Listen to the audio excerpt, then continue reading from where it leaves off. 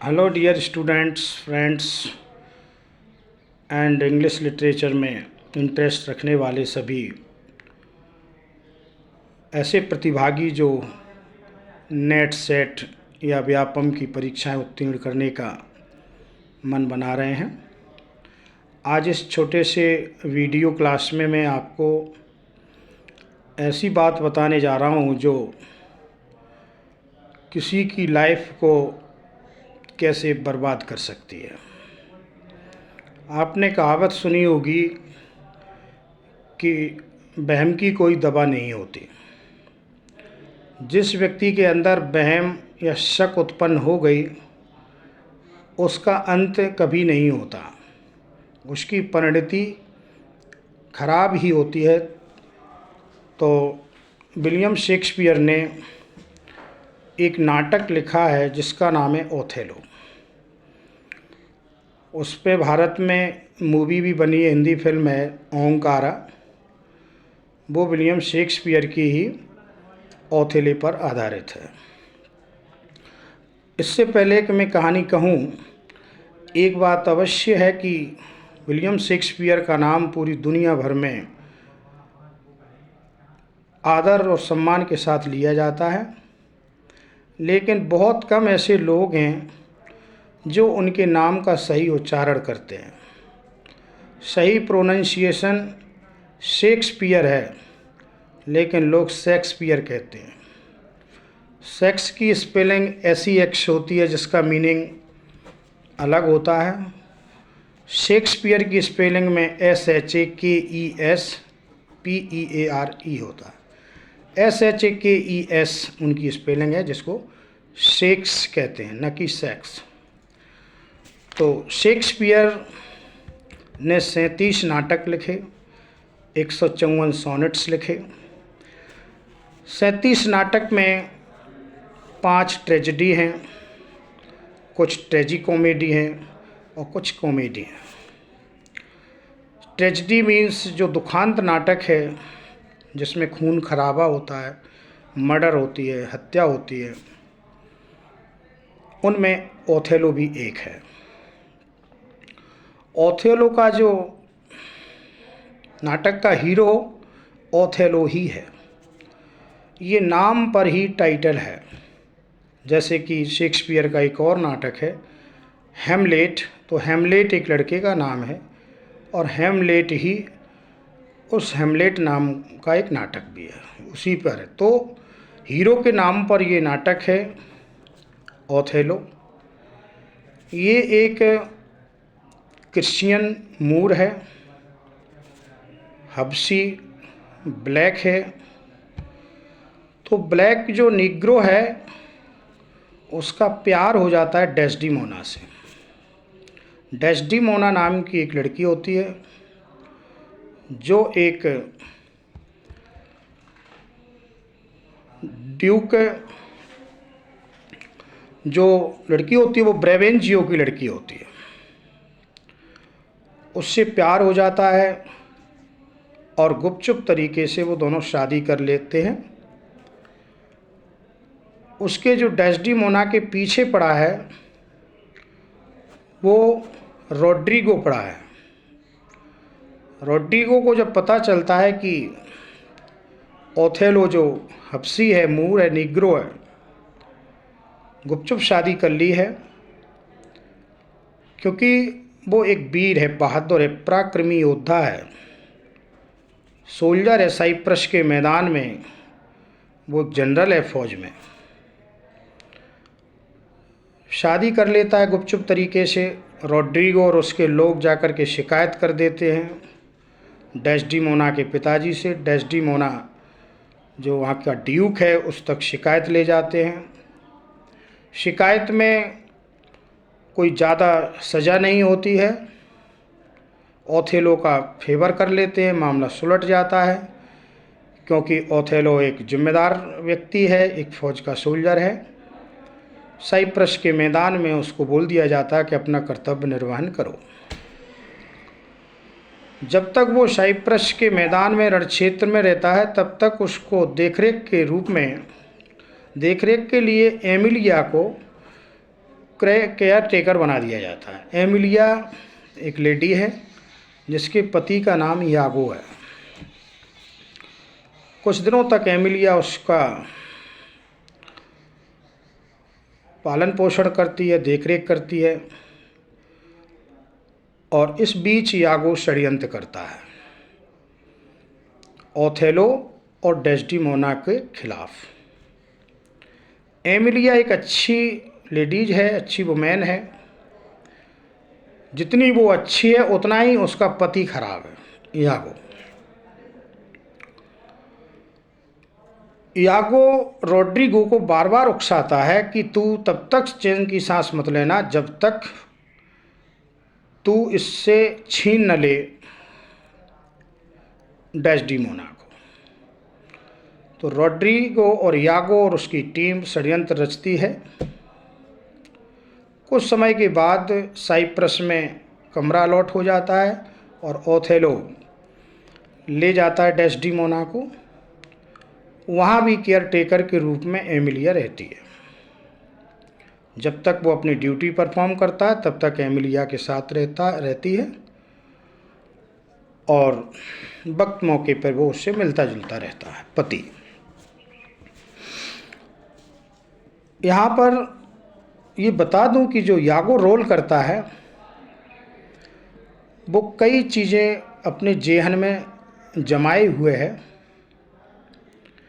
एक तो उसे ओथेलो से इसलिए नफरत है कि कैसियो नाम के व्यक्ति को ओथेलो ने प्रमोशन दे दिया है, जो कि यागो का जूनियर था, पर यागो से बहुत टैलेंटेड था, पराक्रमी था और प्रमोशन डिजर्व करता था। यागो उतना ही नाकारा था, तो कैसियो उसको सुपरसीड कर जाता है, प्रमोशन पा जाता है। तो यागो की आंखों में दोनों खटकने लगते हैं, एक तो कैसियो और दूसरा ओथेलो, जो प्रमोशन करता है और जो प्रमोशन पाता है। दोनों नफरत के पात्र हो जाते हैं। दोनों से वो बदला लेता है और बदले के लिए षड्यंत्र रचता है, उसमें वो अपनी पत्नी एमिलिया का इस्तेमाल करता है।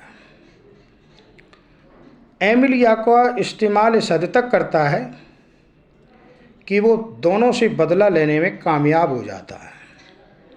एमिलिया भोली भाली सज्जन लेडी, एक जिम्मेदार औरत जो डेस्डिमोना को सदैव सपोर्ट करती है, मदद करती है। एक दिन की बात है, यागो आता है और अपनी पत्नी एमिलिया से कहता है कि किसी भी तरह मुझे डेस्डिमोना का रूमाल चाहिए। एमिलिया ज़्यादा कुछ समझदार थी नहीं, ज़्यादा कुछ टेक्निकल नहीं थी, शक भी नहीं करती थी। अचानक एक दिन डेस्डिमोना का रूमाल उसे पड़ा मिल गया और उसने उठा के उसको दे दिया कि लो। तो उस रूमाल का उसने क्या दुरुपयोग किया यागो ने कि वो कैसियो के बेडरूम में डाल देता है। कैसियो की अनुपस्थिति में षड्यंत्र पूर्वक विंडो की सहायता से रूमाल डाल देता है और वो सैंडकर चीक के बारे में सूचना दे देता है जाके ओथेलो को। जो ओथेलो अपनी पत्नी को जान से ज़्यादा प्यार करता था, एक दूसरे के प्रति वे बहुत समर्पित थे, उनके खिलाफ वो जहर पौरिंग करता रहता था यागो, और कई दिनों से ये माहौल बना रहा था ये बात सिद्ध करने के लिए कि कैसियो के और डेस्डिमोना के नाजायज संबंध हैं। पर ये बात ओथेलो हजम नहीं कर पा रहा था, उसको यकीन नहीं हो रहा था। जिस समय रूमाल की बात उसने कही कि आपकी पत्नी का रूमाल कैसियो के बेडरूम में है, बेड पर पाया गया है, यकीन न मानो तो चल के देख लो। सबूत जब कोई प्रस्तुत करता है तो लोग सोचने को मजबूर हो जाते हैं। ओथेलो जाता है और देखता है तो रूमाल था। रूमाल को देख करके उसे क्रोध आता है, इतना आक्रोश आता है कि उसके पैरों तले से जमीन खिसक जाती है। उसे बिलीव हो जाता है कि डेस्डेमोना और कैसियो के नाजायज संबंध हैं। तत्क्षण वो कैसियो को टर्मिनेट कर देता है, डिसमिस फ्रॉम ड्यूटी। जब इधर टर्मिनेट कर देता है और उधर जो है उससे मिलने लगता है यागो। कैसियो से कहता है कि तुम बहाल एक ही तरीके से हो सकते हो, डेस्डेमोना से कहो, वो बड़ी मृदुल लेडी है, कुशाल व्यवहार कुशल है, इमोशनल है, वो अपने पति से कहेगी, तुम्हारे फेवर में सिफारिश करेगी। तो वो जाता है और कहता है कि मैडम ऐसा ऐसा करिए, मैं बहाल हो जाऊं। तो एक दो बार डेस्डेमोना ने सब कह दिया कि भाई उसको बहाल कर दो, क्या ऐसी कोई कमी हो गई उससे। दूसरे मैटर में आरोप लगा करके उसको डिसमिस किया गया था। इधर रूमाल का देख जाना और इधर कैसियो की सिफारिश करना डेस्डेमोना के द्वारा, दोनों ही बातों से ये पुष्टि हो जाती है कि इनमें इलिसिट रिलेशनशिप है। बस फिर क्या था, ओथेलो ने मारने का संकल्प कर लिया। और एक रात जब डेस्डेमोना सो रही थी बेडरूम में, पति के रूप में वो आता है और अपना जो हथियार रहता है ड्रैगर, उसको लहराता है और बार बार रह जाता है। मारने का डिसीजन है कि मारना है ही, हाथ उठा नहीं पा रहा है क्योंकि वो जिगर का टुकड़ा है, प्यार है उसका असली। हिम्मत करके वो उसका मर्डर कर देता है। डेस्डेमोना मर जाती है, खून से सना हुआ पूरा रूम, लथपथ कपड़े, बेड। सुबह जब देखते हैं लोग तो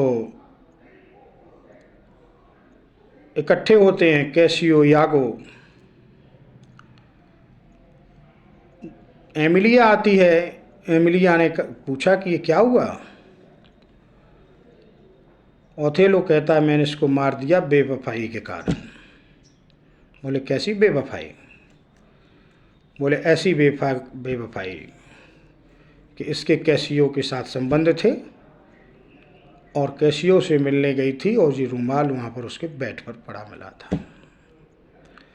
एमिलिया कहती नहीं ऐसा नहीं है, वो रूमाल तो मैंने अपने पति को दिया था, बहुत दिनों से कह रहा था कि किसी तरह डेस्डेमोना का रूमाल मिल जाए तो मुझे दे देना। एक दिन यहाँ पर रह गया तो मैंने उठा के दे दिया था।